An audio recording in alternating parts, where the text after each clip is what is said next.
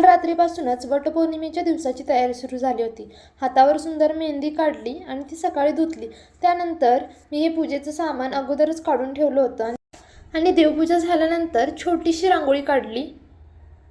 आज घाई होती त्यामुळे छोटीशी काढली आणि त्यानंतर त्यामध्ये रंग भरून घेतलं. तरीही रांगोळी सुंदर वाटत होती. सकाळचे 7 वाजलेले त्यामुळे रांगोळी, त्यात देवपूजा आणि धुपाचा सुगंध इतकं सुंदर वाटत होतं घरामध्ये. मन एकदम प्रसन्न झालं होतं. त्याच्यानंतर देवाला नैवेद्य दाखवण्यासाठी मी खिचडी बनवायला घेतली. या सगळ्या तयारीमध्ये एक खास गोष्ट म्हणजे यावेळी माझ्या नवऱ्याने सुद्धा माझ्यासाठी वटपौर्णिमेचा उपवास केला होता. मी त्यांना विचारलं, तुम्ही उपवास का केला? तर ते काय म्हणले की संसार हा 2 चाकावर चालतो आणि ती 2 चाकं म्हणजे नवरा आणि बायको. मग ते म्हणले की मला पण 7 जन्म मिळावे म्हणून मी सुद्धा उपवास केला. आणि मग हे ऐकून मला खूपच छान वाटलं. अशा छोट्या छोट्या गोष्टीमधून नात्यातलं प्रेम जाणवतं. त्यानंतर मी आवरलं आणि आज खूपच वेळ झाला होता मला आवरायला. त्यानंतर शेवटी आम्ही लोकेशनला निघालो आणि सुरू झाला वटपौर्णिमेच्या खास दिवसाचा पुढचा सुंदर प्रवास. लोकेशन काही जास्त लांब नव्हतं, घरापासून 2 मिनिटाच्या अंतरावर होतं आणि आम्ही लगेच पोहोचलो. तर आज खूप छान वाटत होतं. सगळ्या बायका वगैरे खूप छान नटून आल्या होत्या. त्यानंतर मी पूजा करायला घेतली. इथे मी रांगोळी काढली आणि मग हळदी कुंकू वाहून घेतलं.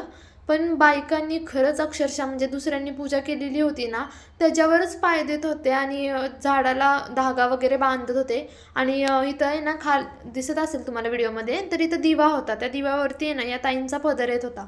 मग ह्या शेजारच्या काकूंनी त्यांचा साईडला केला पदर, तरी पण त्यांचं काही लक्षच नव्हतं. मग शेवटी मीच बघितलं की ते आता पेटच घेणार होतं. मग नंतर त्यांना साईडला केलं आणि मग त्यांना सांगितलं जरा दिवा वगैरे खाली बघा म्हणून. सर्वात अगोदर मी बिड्याची पानं घेतली आणि त्याच्यावरती गणपती बाप्पांची पूजा करून घेतली. म्हणजे सर्व प्रोसेस पूर्ण केली आणि वस्त्रमाळ नंतर वाहिली वडाच्या झाडाला. मग थोडीशी आरती करून घेतली आणि पाया वगैरे पडून आशीर्वाद मागितला. त्यानंतर नवऱ्याला 7 जन्मासाठी बुक करायची प्रोसेस चालू झाली.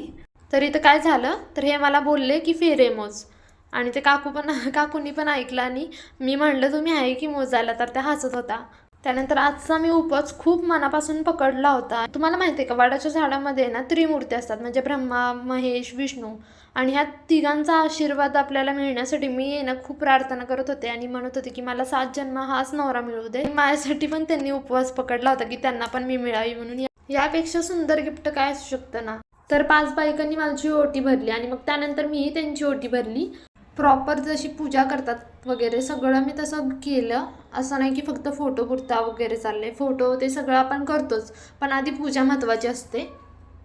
आणि त्यानंतर आम्ही फोटोशूट वगैरे करून घेतलं आणि घरी आलो. खूप थकलेलं होतं, दिवसभर माझे पाय खूप दुखत होते. मग रात्री काय बाहेरचं खाण्यापेक्षा ह्यांना म्हटलं मी घरीच बनवते. आणि ज्यांच्यासाठी उपवास बनवले तर त्यांचा तर हक्कच आहे की त्यांना आपण काहीतरी स्पेशल द्यावं म्हणून करून. मग इथे मी मस्त गरमागरम पुऱ्या केल्या होत्या आणि त्या अतिशय सुंदर झाल्या होत्या. आणि जर तुम्हाला पुरी भाजीची रेसिपी हवी असेल तर कमेंट करून सांगा. आणि त्याचबरोबर मी इथे देवाला नैवेद्य वगैरे दाखवला.